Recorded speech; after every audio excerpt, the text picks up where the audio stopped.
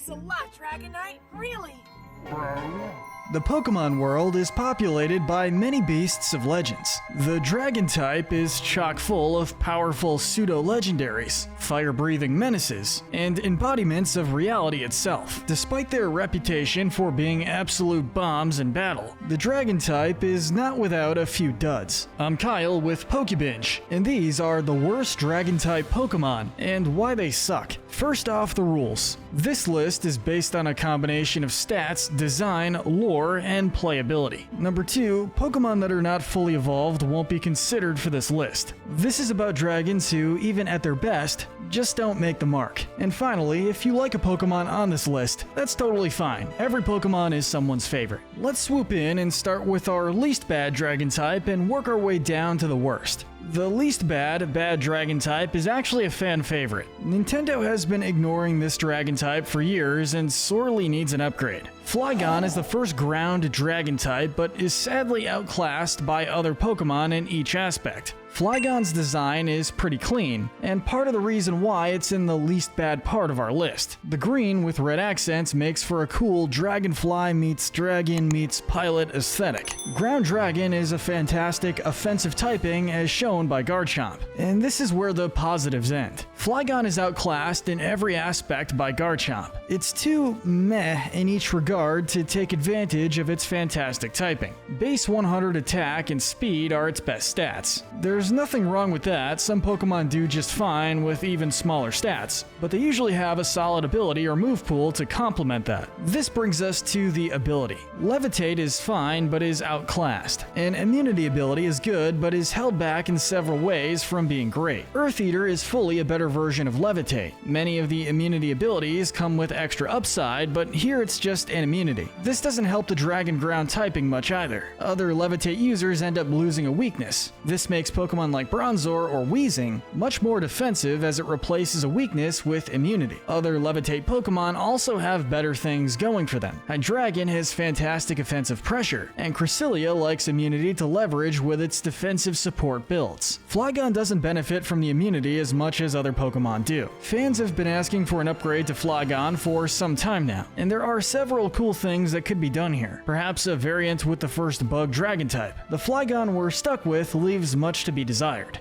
There have been 9 Dragon-type pseudo-legendary Pokemon. For those who don't know, a pseudo-legendary is a 3-stage, non-legendary Pokemon with a massive 600 base stat total. Almost all of them are powerhouses and very usable. However, there is one that doesn't stack up to the others. That Pokemon is Generation 6's pseudo-legendary Goodra. Goodra does have a lot going for it. The Goose Slug design is a fun reimagining of what a dragon can be. Its move pool is fantastic with a wide variety of physical and special moves, which Goodra has good attacking stats to utilize. Also, its special defense is absolutely massive at base 150, and this is where the upside ends. Mixed attacking Pokemon are typically good if they have the speed to pull it off, or if they have a powerful one-off move like Freeze Dry. Goodra is too small with 80 base speed to take advantage of its mixed stats. Because its attacking stats are spread evenly, it has a hard time doing big damage to slower, bulkier threats. The base 70 defense stat also hinders Goodra greatly. Goodra has 3 abilities to choose from. Hydration is fine. In Rain build, it can help with Goodra's resilience, but won't make up for its poor defense. Gooey has an ability lower speed of an opponent whenever it makes contact with Goodra. With 70 base defense, you don't want Goodra to get hit at all with a physical move. Gooey can be good, but Goodra is not going to live long enough to use it. Sap Sipper provides an immunity to grass moves that can boost attack. This is situationally good, but a little redundant. Dragon types already resist grass, and immunity is not that big of an upgrade.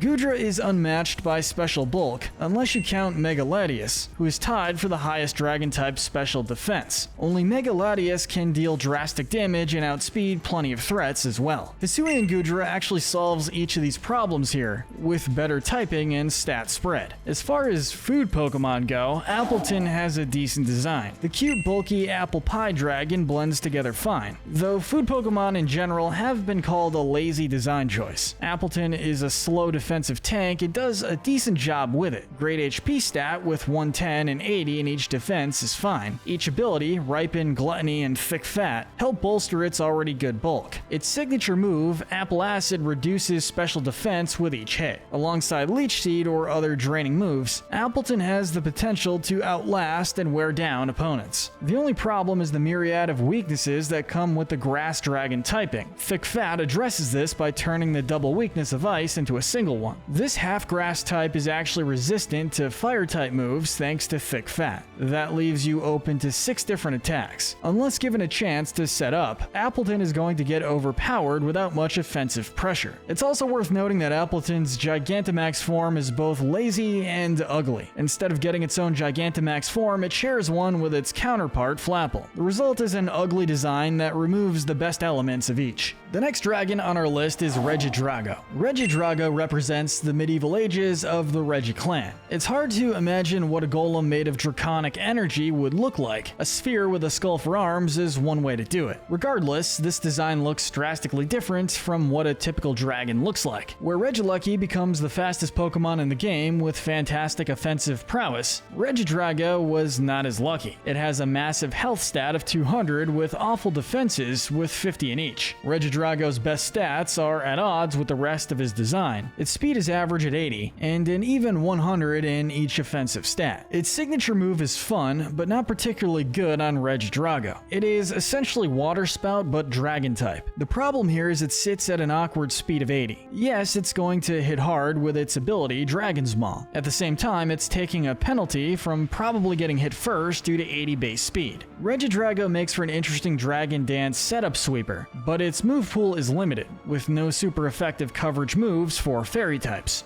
Game Freak doesn't often pair excellent HP and defensive stats, and Regidrago suffers here. The lore surrounding Regidrago was dropped with its reveal. The story goes that Regigigas was trying to build a dragon from draconic energy crystals. He ran out after just the head, so Regidrago is canonically unfinished. Alolan Executor is its true form, only it's riddled with the same problems as the original Executor. It's a slow, bulky Pokemon with terrible defensive typing of Grass Dragon. Once again, Alolan Executor is a mixed attacker. It does have a better 125 special attack, which makes it feel like a more dedicated special attack, but its signature move, Dragon Hammer, is a physical move. While a tree falling on your opponent is hilarious, it's basically a slightly more powerful Dragon Claw at base 90 instead of 80 with no extra effects. Its abilities are solid, but its stats don't do much to back them up. Frisk gives information, but it doesn't help it perform in battle at all. Harvest is fantastic, but its typing and bulk aren't enough to fully take advantage of it. The last ability is Chlorophyll. This allowed other grass types to become formidable sweepers by doubling speed. At base 45 speed, Alolan Executor is still going to be outsped by faster threats after the boost, so in battle you'll be disappointed. There's no complaints about the design or lore. It's a perfect goofy reimagining of the Palm Tree Pokemon in Alola, although to call a Palm Tree a dragon is a stretch. Moving on to the Seahorse Dragon Pokemon. No, not Kingdra, the one that looks like rotting seaweed. Dragalge is a slow, bulky special attacker. The design is based on real-life seahorses that camouflage themselves as seaweed. And yeah, that's the best part about it. Somehow slower than a fully grown tree with 44 base speed. Adaptability is fantastic, allowing it to hit particularly hard with poison and dragon type moves. Just hope steel types don't exist. Dragalge faces a similar problem on the stall support side of things. It doesn't have many recovery options to outstall the opponent. Its offensive abilities are good with adaptability, but not fantastic with 97 special attack. Poison Dragon is not the best offensive typing, with no immunities and weaknesses to common offensive types. Its 1-2-3 special defense makes it a good matchup against other special attackers, but they tend to have decent special defense too. Often, Dragalge is going to be outsped and outfought before it has a chance to do much. The third and worst Grass Dragon type on this list is Flapple. It turns out the apple doesn't fall far from the tree. The Applin line has two forms, the fast but frail Flapple, and the slow but bulky Appleton. Neither is very good. Flapple is the worst of the two, and the flying apple idea comes across as awkward and ugly. The faster of the two only has 70 base speed. Its attacking stats are mixed once again, and it has poor defenses and HP. Its move pool is poor, and its abilities aren't phenomenal either. Ripen and Gluttony only helps if a Pokemon can survive a hit, which Flapple cannot. The last ability, Hustle, does make Flapple a genuinely threatening beater with a 50% physical damage boost. This is only 80% of the time because of the accuracy lost from Hustle. Gravity teams might like to see Flapple. Its signature move Grav Apple does 120 base damage instead of 80 under gravity. Also, gravity supplements accuracy loss from Hustle, making it effectively 180 base damage. But after that much setup, Flapple probably is going to be outsped and knocked out before it gets to do any of this. There are much better things you can do between Pokemon than set up gravity for Flapple, which would still be walled by steel types. Appleton is significantly better, but still not great. Druddigon is another slow, bulky, pure dragon, although there's not really much else redeeming here. Druddigon is painfully generic, a spiky, dragon-shaped thing. At the very least, the rest of this list has designs that are unique and memorable. Druddigon is neither, and its ugly design isn't even ugly enough to be memorable for being ugly. There are plenty of ugly Pokemon that are way uglier on purpose and make for compelling designs, but Druddigon is just forgettable. Its stats are fine, its attacking stat is even good at 120. It has a great move pool, but that's really where the upside ends. There's nothing that Druddigon can do that another dragon type can't do better. There are no gimmicks or setup strategies, and no signature moves.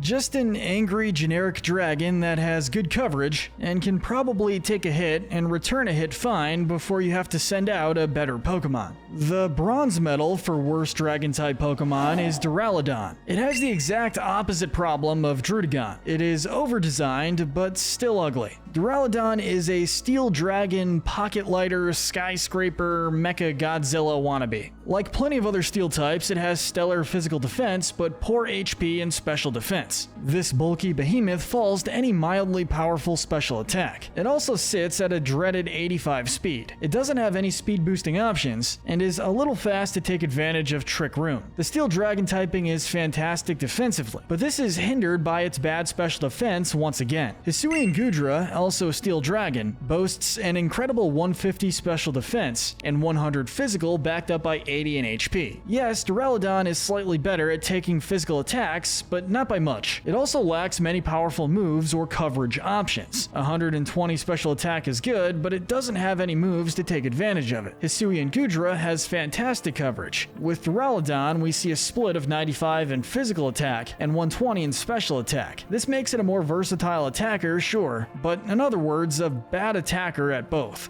The silver medal for worst dragon type Pokemon goes to Turtonator. Turtonator is obnoxiously ugly. Every aspect of this Pokemon is pointy. Its mouth is pointy, its nose is pointy, it's a slow fire dragon with an abysmal 36 in speed. Turtonator has great physical defense with 135 and bad everything else. Its best attacking stat is a barely usable 91. Turtonator's signature move, which the whole design is built around, is Shell Trap, and Shell Trap is horrible. It sounds fun on paper. Turtonator sets a trap, and if it gets hit by a physical move, it hits back with a 150 base power fire move. Only if it's a special move, you feint and do nothing. You can't even try to abuse it by having an ally set it off. The move just fails. It has access to Shell Smash, which is one of the best boosting moves in the game, but its speed is so low it still is not going to outspeed much. Not to mention it loses the best thing about it, which is its physical bulk. The design feels messy. It's a turtle dragon whose shell is a landmine. It also has this smug, calculating look on its spiky face. I'm not sure if it's supposed to look cool or if it's supposed to be like ugly ironically on purpose. Regardless, it just kinda all around sucks. But real quick before we get to our last entry, if you're enjoying this video and you want to do us a huge favor, hit that subscribe button and notification bell. We ask because we'd really appreciate the help in getting to our next milestone, and we have a ton more content in the works that we can't wait to share with you. Finally, taking the gold medal for worst dragon type Pokemon is oftentimes not even remembered as a dragon type. The gold medal goes to Altaria, the humming Pokemon. Altaria as a dragon type is a big stretch. Even the palm tree makes a bit more sense, with awakened power from primal draconic forces. We instead got another dragon flying type that looks nothing like a dragon conventionally. The design is not a fun reimagining of what a dragon could be either. Altaria is a cloud bird. It could have been normal flying, fairy flying, ice flying, or even pure flying type. Heck, Altaria is known in the lore for singing, which is decidedly fairy type. Did they fix this with the Mega Evolution? We'll get to that. First off, Altaria has good defensive stats, but a less than average HP stat to back it up. It sits in that awkward 80 speed like so many other bad dragon types. At least you don't have to choose between two different attacking stats. They're both bad with a minuscule 70 in each. Altaria, a fully evolved dragon type, has 70 base power for each attacking stat. It learns Dragon Dance, but is once again outclassed by literally any other dragon dancer. Cotton Guard is a fun move that drastically increases physical defense. Altaria is one of the few to get Cotton Guard, but then what do you do? Altaria's stall options are both limited and outclassed by other dragons. Mega Altaria is unique and well designed. This is the only dragon fairy type. The typing itself is solid defensively and offensively. In battle, it's fine, just fine. After Mega Evolution, it becomes a well-rounded Pokemon with solid upgrades to each stat besides speed and HP. This brings up another problem. It can do anything because it's so bad at everything. Sure, you could run Dragon Dance for a physical attacking build, but other dragons end up outclassing it. Same deal with special attacking builds, or stall builds. The dragon fairy typing is unique, and the design isn't even bad. Yet this pick is so middling as far as Mega Evolutions go. It's not uncommon for stats to reach well above 150 for Mega Evolutions. To see Altaria cap out at 110 is very unfortunate.